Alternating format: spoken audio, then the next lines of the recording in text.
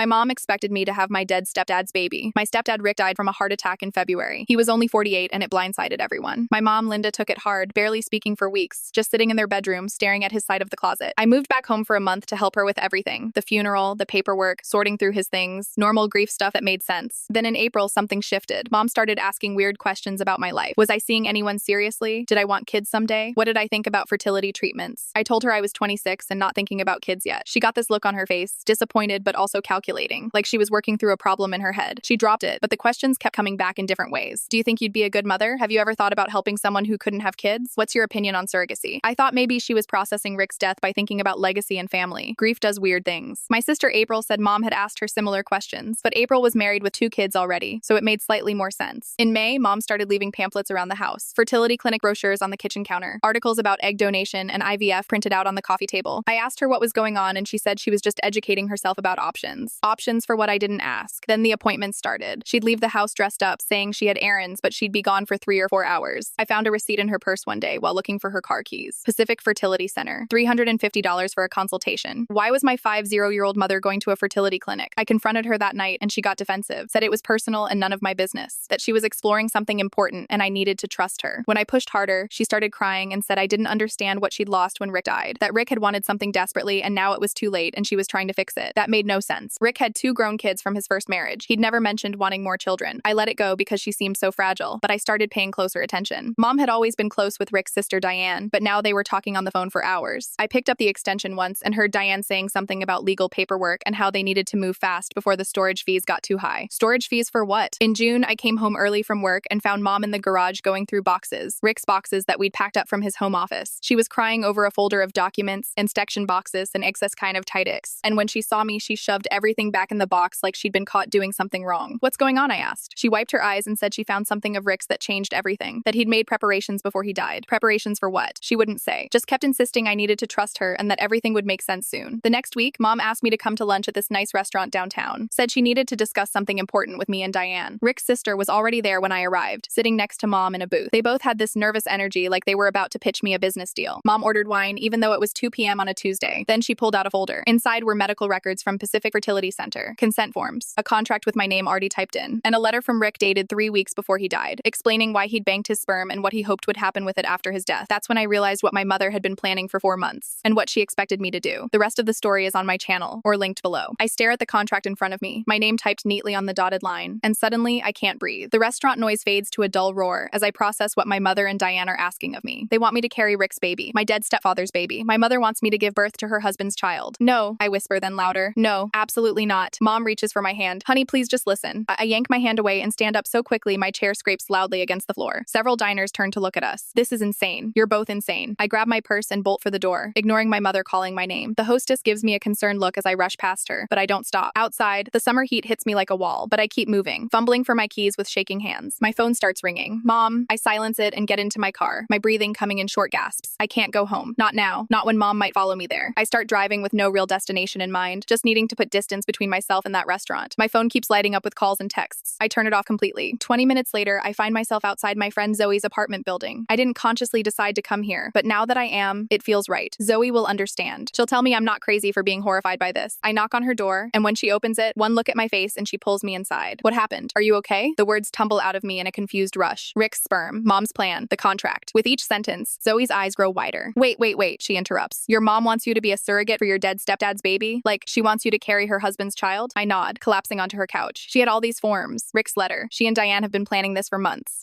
Zoe searches for words. That's beyond messed up. That's like restraining order territory. I know. I press my palms against my eyes. I don't understand how she could even think this was okay to ask me. I got a zoppany. Zoe sits beside me, her expression grave. Have you talked to April about this? April, my sister, who mom approached first. Mom asked her similar questions. I say slowly, remembering our conversation, but I didn't realize what she was getting at. I turn my phone back on, ignoring the flood of notifications from mom and Diane, and call April. She picks up on the second ring. Hey, what's up? She sounds distracted, kids shouting in the background. Did mom ask you to have Rick's baby? I blurt out. The line goes silent for a moment, then April says, hold on, and I hear her telling her husband to watch the kids. A door closes, and when she speaks again, her voice is low and serious. She approached me back in March. I thought she was having some kind of breakdown. I told her absolutely not and suggested she talk to someone professional. Well, instead she decided to ask me. My voice cracks. She and Diane ambushed me at lunch with fertility clinic paperwork. April swears under her breath. I should have warned you. I thought she dropped it. She seemed better lately, and I just assumed. Why didn't you tell me? I didn't want to burden you with it. You were already dealing with so much after Rick died, moving back home to help mom. And honestly, it was so bizarre I thought it was just grief, making her irrational. I never imagined she'd actually pursue it. While we're talking, I opened my laptop and searched for Rick's letter. The one mom showed me was dated just weeks before his death, but something about it felt off. Rick had cancer years ago, before he met my mom. That's when he must have frozen his sperm. I find an archived letter in the search results from Pacific Fertility Center's patient portal. It's addressed to Rick, dated 8 years ago, confirming his sperm deposit and outlining the storage agreement. April, I interrupt her. Rick froze his sperm during cancer treatment, not right before he died. Mom lied about when he did it. The letter she showed me. I think she might have forged it. Oh my god, April sounds horrified. This is worse than I thought. I keep searching and find emails between mom and Diane dating back to early March, just weeks after Rick's funeral. They've been planning this for months, researching fertility clinics, consulting with lawyers, even discussing how to approach me. They've been plotting this since March, I tell April. Mom and Diane, there are emails. They discussed which approach would be most likely to convince me. They talked about appealing to my sense of family duty, about how to make me feel like I owed it to Rick. This is sick, April says firmly. You need to stay away from both of them. Come stay with us if you need to. I'm at Zoe's right now. I can't go home. Not after this. Good. Stay there tonight. We'll figure this out tomorrow. After I hang up, Zoe brings me a glass of wine and sits beside me. So what now? I stare at my phone where the notifications have finally stopped coming in. 13 missed calls, 27 text messages, 5 voicemails. I don't know, I admit, but I can't give my mother what she wants. I won't be a vessel for her delusional grief, and I can't believe she thought I would. Zoe squeezes my hand. You shouldn't have to. No one should ever ask something like that of their child. My phone buzzes with a new text. It's from Diane this time. Your mother is devastated. This was Rick's final wish. How can you be so selfish? I turn the phone face down on the coffee table. Tomorrow I'll deal with this. Tomorrow I'll figure out how to confront my mother about her horrifying request and the months of manipulation. But tonight, I just need to breathe and process the fact that the woman who raised me, who I moved home to take care of, has been plotting to use my body to fulfill her own twisted fantasy. And I have no idea if our relationship can ever recover from this. I spend the night at Zoe's, curled up on her couch under a borrowed blanket, staring at my phone as the notifications keep coming in. By morning, I've got 27 missed calls, 43 texts, and 8 voicemails. Most are from mom, but Diane's name appears with increasing frequency as the night progressed. You need to read some of these, Zoe says, bringing me coffee, just to know what you're dealing with. I scroll through the texts, my stomach clenching tighter with each one. Mom, 8:17 p.m., please call me. We need to talk about this. Mom, 8:32 p.m. I know it's a lot to process, but this is Rick's final wish. Mom, 9:01 p.m. This is about family, about keeping a part of Rick alive. Diane, 9:45 p.m. Your mother is devastated. How could you just walk out like that? Mom, 10:23 p.m. This is your family obligation. Rick was always there for you. The messages get increasingly desperate as the night goes on, culminating in one from mom at 3:14 a.m. that makes me physically recoil. I raised you better than this. Rick wanted another child so badly. This is the only way. If you loved him at all, you'd do this for us. Jesus, Zoe whispers, reading over my shoulder. This is emotional manipulation on a whole new level. I delete the voicemails without listening to them. I can't bear to hear my mother's voice right now. I need to go home and get some clothes, I say. I can't keep wearing your stuff. I'll come with you. Zoe offers immediately. You shouldn't face her alone. But when we arrive at my mother's house, her car isn't in the driveway. I use my key and enter cautiously, half expecting to find her waiting. Hello? I call out. Silence. I grab a duffel bag from my closet and start throwing in essentials. Clothes, toiletries, my laptop charger. I work quickly, wanting to be gone before mom returns. As I pass her bedroom, I notice the door to my old room is ajar. I haven't been in there since moving back to help mom after Rick died. She'd kept it as a guest room, but something compels me to look inside. What I see freezes me in place. The guest bed is gone. In its place stands a white crib, assembled and made up with yellow bedding. A changing table sits against one wall, stocked with diapers and wipes. The rocking chair that used to be in our living room now sits in the corner, a soft blanket draped over its arm. What the fuck? Zoe breathes behind me. I step inside, disbelieving. The closet door is open, revealing tiny clothes hanging in neat rows. Newborn onesies, infant sleepers. A mobile of stars and moons hangs over the crib. She's already made a nursery, I whisper, my voice breaking. She really thinks I'm going to do this. This is beyond creepy, Zoe says, pulling me back toward the door. Let's get out of here. We're halfway down the stairs when the front door opens. Mom walks in, stopping short when she sees us. You're here, she says, her face lighting up with hope. I've been trying to reach you all night. I'm just getting my things, I say flatly. I'm staying at Zoe's. Mom's expression hardens. We need to talk about this like adults. You can't just run away. Adults? I laugh incredulously. Adults don't ask their daughters to be surrogates for their dead husbands. You don't understand what's at stake, Mom insists. Rick's legacy. I saw the nursery. I cut her off. You've lost your mind. Mom's eyes fill with tears. Please, just sit down with me and Diane. We have all the paperwork ready. The clinic says...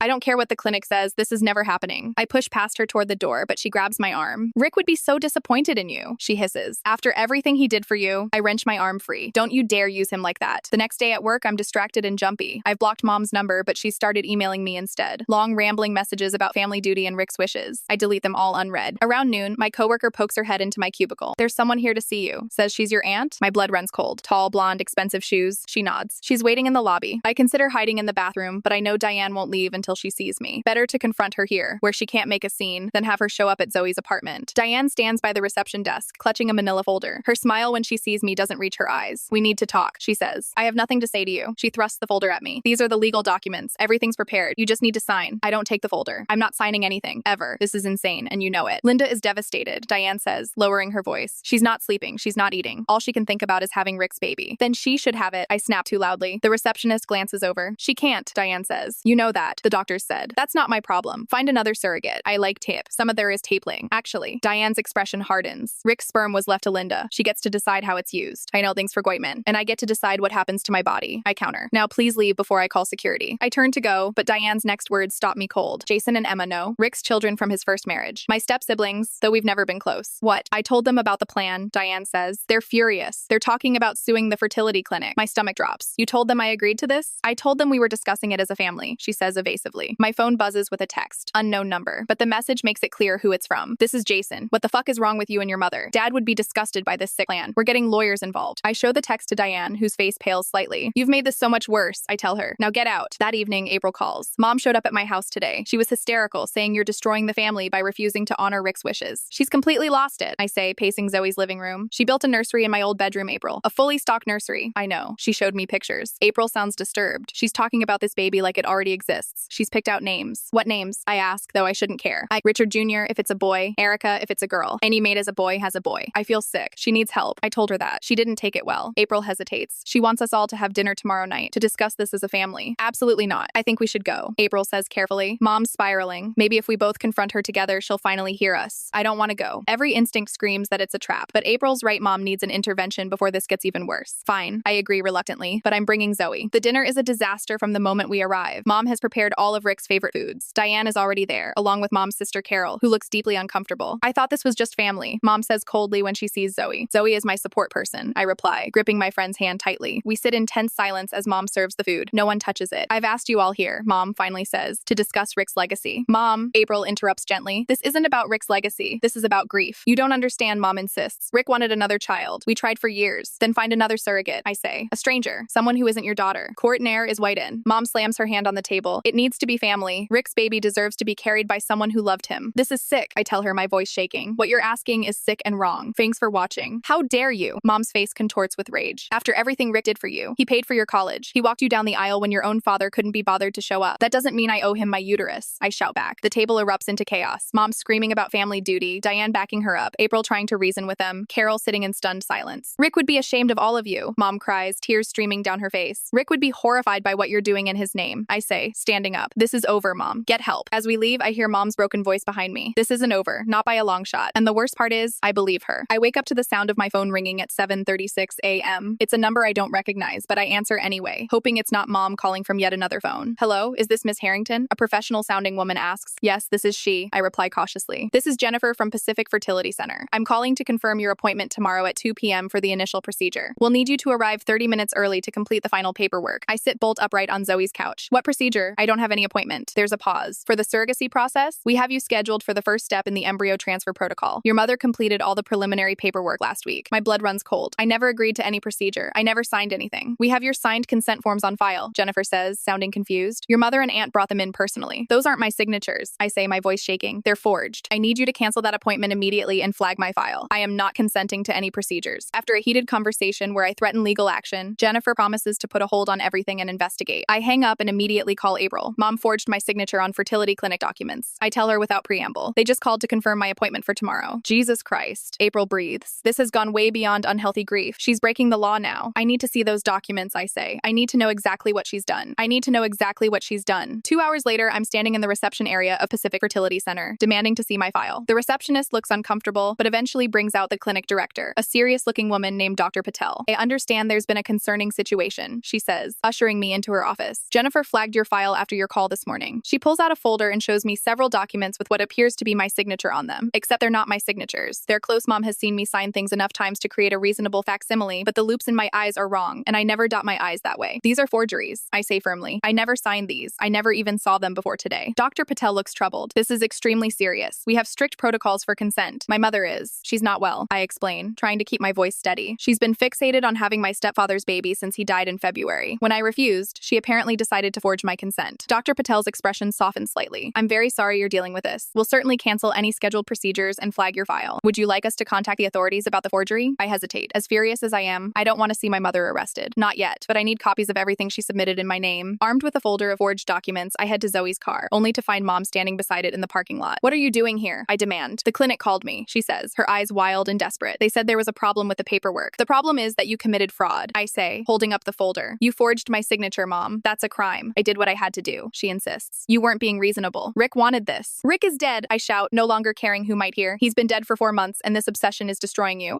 You don't understand, she says, tears streaming down her face. This baby is all I have left of him. There is no baby. I'm crying now too, and there never will be because I am not going to be your surrogate. Ever. Mom lunges forward suddenly, grabbing for the folder in my hands. Give me those. You're ruining everything. We struggle briefly before I wrench the documents away. A security guard from the clinic approaches, asking if everything is okay. Please escort my mother off the premises, I say, my voice breaking. She's not supposed to be here. As the guard leads Mom away, she calls back to me. This isn't over. Rick deserves to have his child. I drive straight to April's house, where she's waiting with her husband Dan. They usher me inside, away from the curious eyes of their children. We need to do an intervention, April says, after I show her the forged documents. This has gone too far. We spend the afternoon making calls to Mom's sister Carol, to our family doctor, even to a therapist April found who specializes in complicated grief. By evening, we have a plan. The next morning, we arrive at Mom's house together. Carol is already there, having spent the night to make sure Mom didn't do anything drastic. The therapist, Dr. Martinez, will join us in an hour. Mom seems eerily calm when we walk in, sitting at the kitchen table with a cup of tea. I knew you'd come around, she says, smiling at me. Mom, I'm not here to agree to anything, I say gently, sitting across from her. We're here because we're worried about you. We're here complete bactics. Her smile falters. There's nothing to worry about. Everything's under control. The clinic just had a misunderstanding. It wasn't a misunderstanding, April says. You forged legal documents. You built a nursery. You're not thinking clearly. Mom's face hardens. I'm thinking perfectly clearly. It's you two who don't understand what's at stake. What's at stake is your mental health, I say, and our relationship. Mom, what you're asking me to do is wrong on so many levels. Rick wanted another child, Mom insists, her voice rising. We tried for years. Then why didn't he leave instructions about his sperm in his will? April asks. Why didn't he ever mention this supposed wish to either of us? Mom stands up abruptly, knocking over her teacup. Because he knew you'd react like this. He knew you'd try to stop us. Us? I ask. Mom, Rick is gone. There is no us anymore. Something in her eyes changes then. A vacant look replacing the manic energy. He's not gone. Not completely. Not if we do this. The doorbell rings, Dr. Martinez arriving for our planned intervention. But before April can answer it, Mom suddenly collapses, her body going rigid and then convulsing on the kitchen floor. Mom, I scream, dropping to my knees beside her. April calls 911 while I try to keep Mom from hitting her head against the cabinet. Her eyes have rolled back and she's making terrible choking sounds. The paramedics arrive within minutes, quickly assessing her and loading her onto a stretcher. Has she been under unusual stress? One asks. April and I exchange a look. Extreme stress, April says. Her husband died in February and she's been not coping well. At the hospital, a doctor explains that Mom has suffered what appears to be a stress-induced seizure. They're admitting her for observation and psychiatric evaluation. She's been obsessed with having her dead husband's baby. I tell the psychiatrist who comes to speak with us, using me as a surrogate. She forged documents at a fertility clinic. The psychiatrist, Dr. Winters, nods thoughtfully. Complicated grief can sometimes manifest in fixations or delusions, especially when the loss is sudden and traumatic. Your mother may be experiencing a form of grief-induced psychosis. Will she be okay? April asks, her voice small. With proper treatment, yes, Dr. Winters says. But she'll need time in a structured environment. I'm recommending transfer to our psychiatric facility once she's medically stable. Later that evening, we're allowed to see Mom briefly. She's sedated and confused, her eyes struggling to focus on us. The baby, she murmurs when she sees me. Rick's baby. There is no baby, Mom, I say gently, holding her hand. There never will be, but we're going to get you help. She closes her eyes, tears seeping from beneath her lids. He wanted it so much. He wanted you to be happy, April says, and healthy. That's what we want too. As we leave the hospital, April puts her arm around my shoulders. You're staying with me tonight. No arguments. I nod, too exhausted to protest. In the car, I check my phone to find 3 missed calls from Diane. I send her a text explaining that Mom has been hospitalized and will be transferred to a psychiatric facility tomorrow. Her response comes quickly. This is all your fault. If you'd just done what she asked, she wouldn't be in this state. I show April the message and she takes my phone, typing a response before I can stop her. If you contact my sister again with your delusional bullshit, I'll file for a restraining order against you. Mom is getting the help she needs. Stay away from our family. Was that too harsh? She asks, handing my phone back. No, I say, watching the city lights blur through tears as we drive away from the hospital. It's exactly what needed to be said. I'm sitting in a sterile conference room at my lawyer's office, watching as Rick's children, Jason and Emma, sign the final paperwork. They're suing Pacific Fertility Center for accepting forged consent forms and failing to verify my identity before scheduling procedures. The fertility clinic's representative looks miserable, their lawyer stone-faced as they agree to the settlement terms. Thank you for supporting this, Jason says quietly as he slides the papers back across the table. Dad would have hated what they tried to do. I nod, still not entirely comfortable around my step-siblings. We were never close when Rick was alive, but this ordeal has created an unexpected alliance between us. They should never have accepted those documents without verifying them with me in person. It's Emma, who looks so much like Rick, it sometimes hurts to look at her, adds, the clinic's paying for a full audit of their consent protocol. calls. This won't happen to anyone else. After the lawyers wrap up, Jason hesitates by the door. Have you visited Linda yet? I shake my head. Not since they transferred her to the treatment center. I'm going tomorrow. Tell her. He pauses, searching for words. Tell her we don't hate her. We're just worried about her. The psychiatric facility where Mom has been for the past 3 weeks is nicer than I expected, more like a retreat center than a hospital. There are gardens with winding paths, comfortable common areas, and no locked doors that I can see. The staff greet me warmly and lead me to a sunroom where Mom is waiting. She looks smaller somehow, sitting in an armchair by the window. Her hair is pulled back in a simple ponytail, and she's wearing a sweater I don't recognize. When she sees me, her face lights up briefly before uncertainty clouds her expression. You came, she says softly. Of course I did. I sit in the chair opposite hers, the space between us feeling like miles. How are you feeling? Better, I think. She fidgets with the hem of her sweater. Clearer. Dr. Winters says I had something called complicated grief with psychotic features. That's what they told us. I confirm. Mom looks out the window for a long moment. I thought I was being rational. I really believed Rick wanted this, that you would understand once I explained it properly. She turns back to me, tears welling in her eyes. I couldn't see how wrong it was. How could I not see that? Grief does strange things to people, I say, the anger I've been carrying starting to soften around the edges. Dr. Winters explained that sometimes the brain creates delusions to protect itself from unbearable pain. I forged your signature, she whispers, a tear slipping down her cheek. I was going to force you to have Rick's baby, my own daughter. How could I do that? I don't have an answer. The truth is, I'm still processing the violation myself, still having nightmares about waking up in a hospital bed with a procedure I never consented to already completed. Jason and Emma send their love, I say instead. They're worried about you. My mom winces at their names. After what I tried to do with Rick's, with the sperm he stored. They must hate me. They don't. They're upset, but they don't hate you. We sit in silence for a while, the afternoon sun warming the room. Finally, Mom asks, what happens now? With Rick's sperm? There's a court hearing next week, I explain gently. The judge will likely order it destroyed, given the circumstances. Jason and Emma are supporting that decision. Mom nods, her eyes filling with fresh tears. That's for the best. I see that now. She hesitates before adding, will you be there? At the hearing? Yes. April and I both will. And me? Her voice is small, uncertain. Her doctors don't think you're ready for that yet. The stress wouldn't be good for your recovery. She accepts this with a nod, then asks the question I've been dreading. Will you ever forgive me? I take a deep breath, choosing my words carefully. I'm working on it. I understand you weren't yourself, that you were sick with grief, but what you tried to do. I feel my throat tightening. It violated something fundamental between us. It's going to take time to rebuild that trust. Mom reaches across the space between us, her hand stopping short of touching mine. I'll do whatever it takes. The therapy, the medication. I never want to hurt you like that again. I don't take her hand. Not yet ready for that contact, but I don't pull away either. That's a start. The court hearing is brief but emotional. The judge reviews the psychiatric reports, the forged documents, and statements from Rick's children before ordering the sperm destroyed. Mom's sister Carol is there representing her, and she doesn't contest the decision. As we leave the courthouse, April links her arm through mine. How are you feeling? Relieved, I admit, like I can finally breathe again. 6 months later, I'm helping Mom unpack in her new apartment. It's a small one-bedroom in a senior living community, nothing like the family home she shared with Rick, but it suits her now. The walls are painted a soft blue that she chose herself during her final weeks of residential treatment. This goes in the kitchen, she says, handing me a box labeled dishes in April's handwriting. Our relationship is different now, more careful, more measured. Mom completed 3 months of intensive treatment followed by ongoing therapy 3 times a week. She's on medication that helps with the depression and anxiety, and she's joined a grief support group specifically for widows and widowers. I've established clear boundaries. I visit once a week, but I don't stay overnight. We talk about Rick, but only in healthy ways, remembering good times, acknowledging the loss, but not dwelling in it. The nursery is long gone, the crib and baby clothes donated to a women's shelter.